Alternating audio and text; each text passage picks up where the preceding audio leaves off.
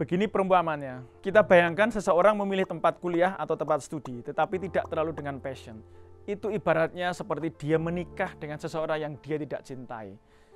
Kalau kelak dia membayangkan bekerja di bidang yang dia pilih, dan dia bisa membayangkan satu rasa kegembiraan, kesenangan, kebahagiaan melakukan pekerjaan itu akan menjadi indikator bahwa dia itu passion.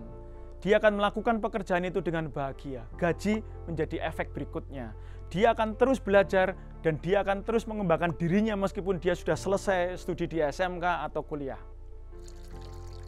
Untuk SMK Fast Track D2 ini, tentunya kita tidak akan membuat seluruh SMK berubah menjadi SMK Fast Track 4,5 tahun. Sebagian besar SMK tentunya akan tetap 3 tahun, tergantung kebutuhan di industri. Dan SMK Fast Track ini harus dikembangkan dengan syarat pernikahan segitiga. SMK, industri, dan kampus vokasi. Bisa politeknik, bisa universitas, bisa institut yang memiliki prodi vokasi, yang memiliki prodi D2. Harus 3 ini. Sejak awal duduk bersama menyusun kurikulum dari semester 1 di SMK, mengajar bersama sejak dari semester 1, merancang magangnya sejak semester 1, dan disitulah akan menjadi kekuatan yang lebih dari seorang lulusan SMK. Dari 3 tahun menjadi 4,5 tahun, tetapi 3 semester full magang di industri. Kompetensinya akan lebih tajam. Sertifikat kompetensi akan lebih banyak lagi. Dan mereka akan menghasilkan karya yang lebih banyak yang menjadi portofolio mereka ketika lulus. Sehingga ini menjadi keistimewaan besar ketika SMK menjadi 4,5 tahun, tidak membebani siswa SMK. Karena apa?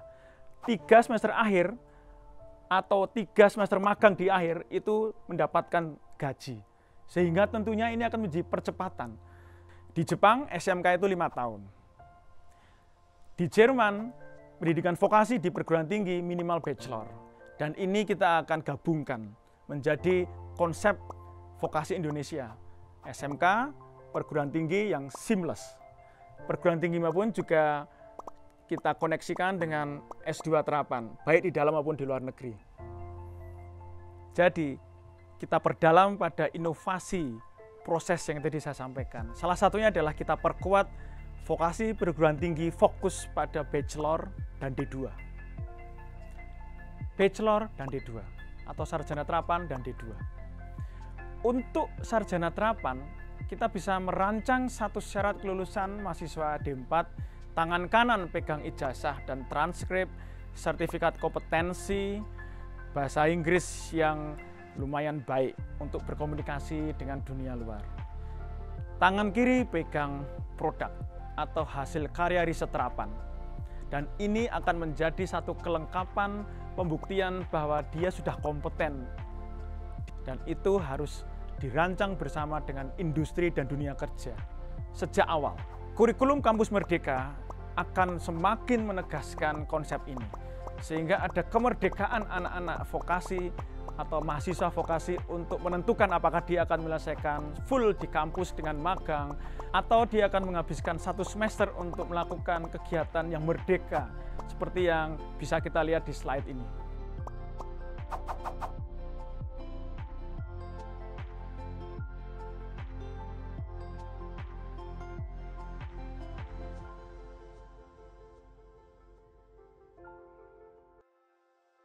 Dengan mempertimbangkan itu semua, maka Direktorat Jenderal Pendidikan Vokasi Kemdikbud merancang puluhan program untuk mendorong terjadinya pernikahan massal seperti yang saya jelaskan tadi. Pernikahan massal antara kampus vokasi, SMK, lembaga kursus pelatihan dengan industri dan dunia kerja. Ini harus benar-benar link and match, berkelanjutan dan mendalam. Puluhan program ini kita rilis, misalnya paket link and match atau pernikahan massal antara ratusan kampus vokasi, baik PTN maupun PTS dengan industri dan dunia kerja, dengan paket lengkap seperti yang tadi saya jelaskan.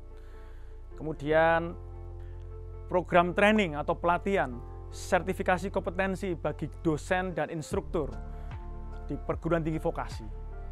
Program sertifikasi kompetensi bagi ribuan mahasiswa vokasi. Pengembangan SMK Center of Excellence yang masing-masing bisa mendapatkan dana miliaran. Pengembangan karir center di SMK, sertifikasi kompetensi siswa SMK, pengembangan 1000 materi pembelajaran berbasis video dan multimedia yang dikembangkan oleh ribuan guru-guru SMK se-Indonesia dan bisa dimanfaatkan bersama. Program bantuan fasilitas atau peralatan bagi SMK se-Indonesia. Program pelatihan kecakapan kerja bagi teman-teman kita yang putus sekolah atau pengangguran berjumlah 50.000 orang dan masing-masing mendapatkan dana sekitar 4.250.000 untuk satu orang mengikuti pelatihan yang terintegrasi dengan industri dan disertifikasi kompetensi sehingga bisa langsung diterima kerja. 50.000 orang. Ditambah dengan 16.000 orang yang akan dilatih menjadi wirausaha di program kecakapan kewirausahaan. Pengembangan TUK dan LSP di SMK dan perguruan tinggi vokasi. Pengembangan kurikulum project based learning di SMK dan kampus vokasi. Dan itu semua apabila ditotal akan senilai sekitar lebih dari 3 triliun atau mungkin mencapai 3,4 triliun. Diwujudkan menjadi puluhan program untuk menerjemahkan link and match. Tidak hanya sekedar ide, wacana atau ucapan, tetapi betul-betul kita akan dorong itu terjadi pada tahun ini pula, ketika new normal sudah terjadi. Kita harus yakinkan kepada anak SD, anak SMP bahwa memilih vokasi, kalau mau kerja sebagai teknisi yang handal, itu bisa lulus SMK langsung menjadi operator atau teknisi yang profesional. Kalau mau kuliah lanjut, bisa. Jangan khawatir. Masuk SMK itu bisa sampai lanjut ke S2 terapan di Jerman, bahkan bisa ke S3 terapan di Taiwan atau di Jerman, atau di Korea atau di Jepang. Jadi, stop berpikir bahwa masuk SMK itu pasti jadi tukang dan tidak berkembang. Jangan. Hentikan stigma ini.